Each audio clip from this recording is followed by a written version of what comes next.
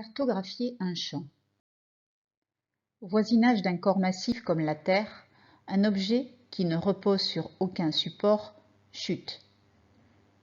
La Terre, de par sa masse, modifie les propriétés de son environnement en créant autour d'elle un champ gravitationnel. De même, une baguette chargée électriquement attire une boule de polystyrène. Cette baguette chargée est à l'origine d'un champ électrostatique dans l'espace qui l'environne. Détaillons dans un premier temps le champ de gravitation terrestre.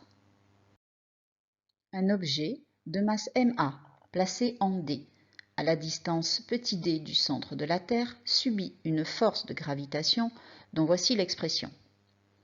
Dans cette expression apparaît un vecteur unitaire utd dont la valeur est égale à 1 et le sens opposé à la force de gravitation, justifiant le signe moins dans l'écriture vectorielle de cette force. Placé au même endroit, un objet de masse mb subit une force de gravitation F'G dont voici l'expression.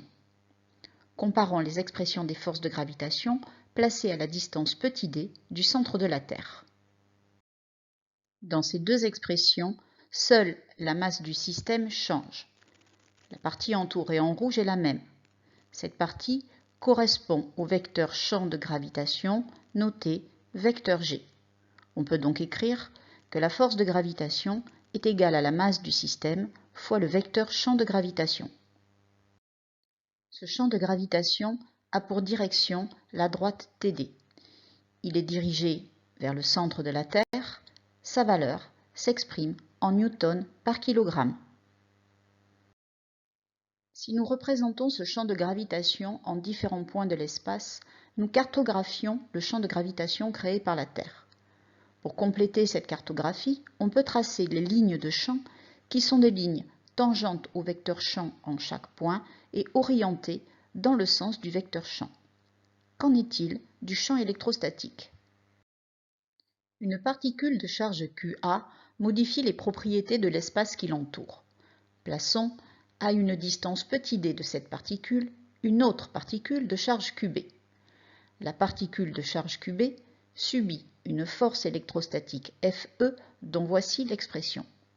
Dans cette relation, K est la constante de Coulomb et UAD le vecteur unitaire orienté de A vers D. Placée à la même distance, une autre particule de charge QC subit une force électrostatique F'E dont voici l'expression. Dans ces deux expressions, seule la charge du système change. La partie entourée en rouge est la même. Cette partie correspond au vecteur champ électrostatique noté vecteur E.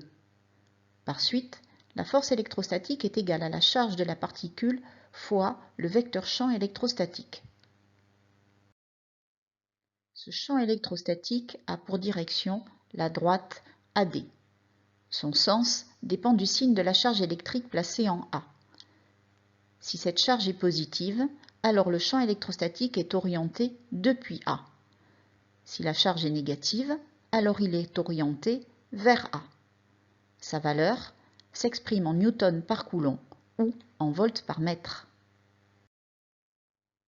Les lignes de champ sont tangentes en tout point au vecteur champ.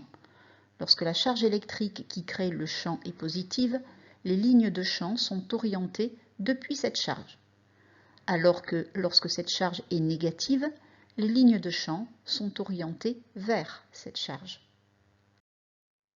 Retenons que un champ de gravitation ou un champ électrostatique est dû à la masse ou à la charge d'un corps source.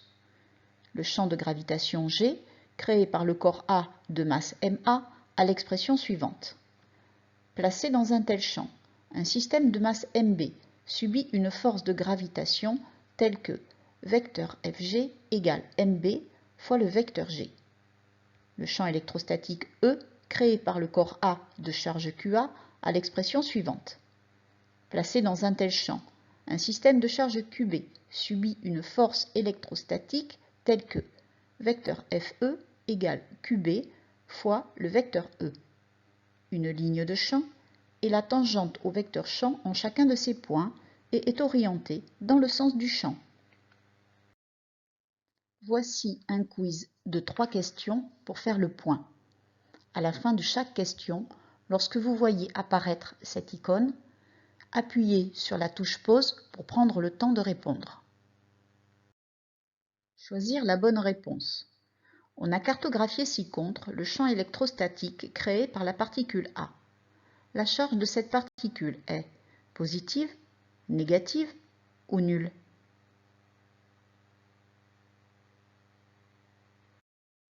La bonne réponse est la B. Les vecteurs champ sont orientés vers la particule A qui porte donc une charge négative.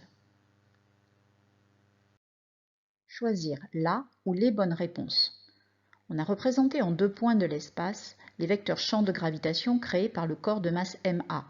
Ces 2 champs sont les mêmes, possèdent les mêmes caractéristiques ou ont la même valeur.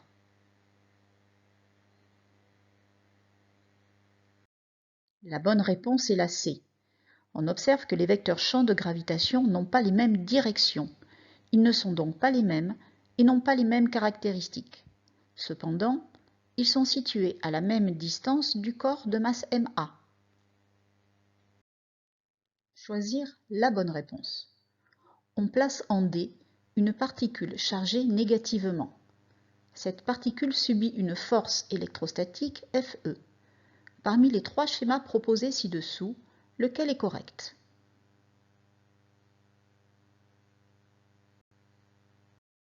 La bonne réponse est la C. Les vecteurs Fe et E sont collinéaires, mais la charge étant négative, ils sont de sens opposé.